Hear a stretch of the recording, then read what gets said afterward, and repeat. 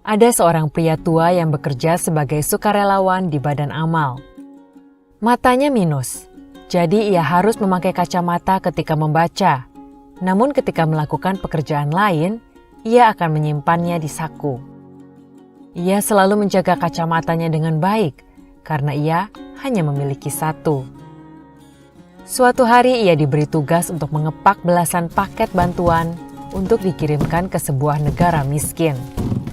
Sebelum mulai bekerja, ia menyimpan kacamatanya baik-baik di saku bajunya. Namun setelah pekerjaan selesai dan paket-paket bantuan itu siap diangkut, ia baru menyadari bahwa kacamatanya telah hilang. Ia mencari ke sana kemari, namun tidak juga menemukannya. Ia menjadi marah dan sedih. Kacamata itu sangat penting baginya. Akan memerlukan upaya yang cukup besar untuk mendapatkan yang baru. Ia pun mulai mengeluh dan berpikir dalam hati, saya sering melakukan pekerjaan sukarela untuk membantu orang lain. Mengapa saya harus mengalami kejadian buruk seperti ini? Satu-satunya kacamata yang saya miliki malah hilang.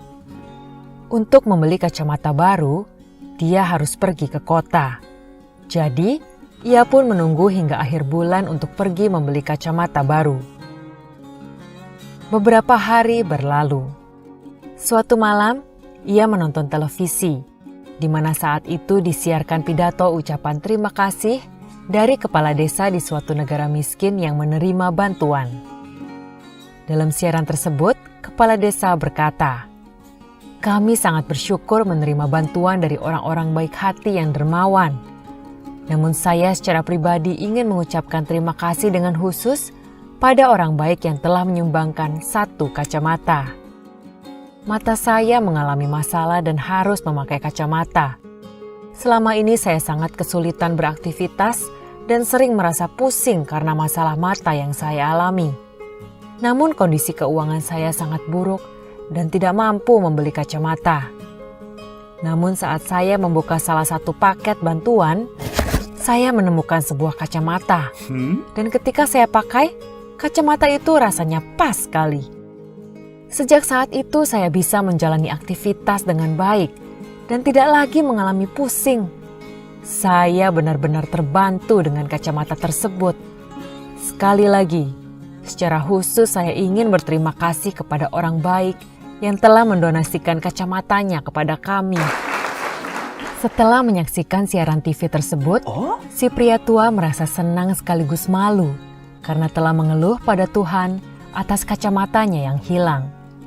Ia masih mampu membeli kacamata baru, sementara ada orang lain yang bahkan harus menderita karena tidak mampu membeli kacamata. Beberapa hari berikutnya, berkat siaran televisi, badan amal yang mengirimkan bantuan itu pun menjadi terkenal dan didatangi banyak orang. Banyak orang yang kemudian ikut menyumbang, dan bahkan kisah tentang kacamata pun menyebar luas. Orang-orang bertanya, siapa yang telah menyumbangkan kacamata berharga itu? Akhirnya diketahui bahwa pria dermawan inilah yang telah tanpa sengaja menyumbangkan kacamatanya. Sekelompok orang mengumpulkan uang untuk membeli sebuah kacamata baru untuknya, serta sejumlah uang sebagai hadiah atas kedermawanannya.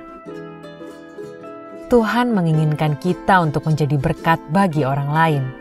Dan terkadang Tuhan bekerja dengan cara yang misterius.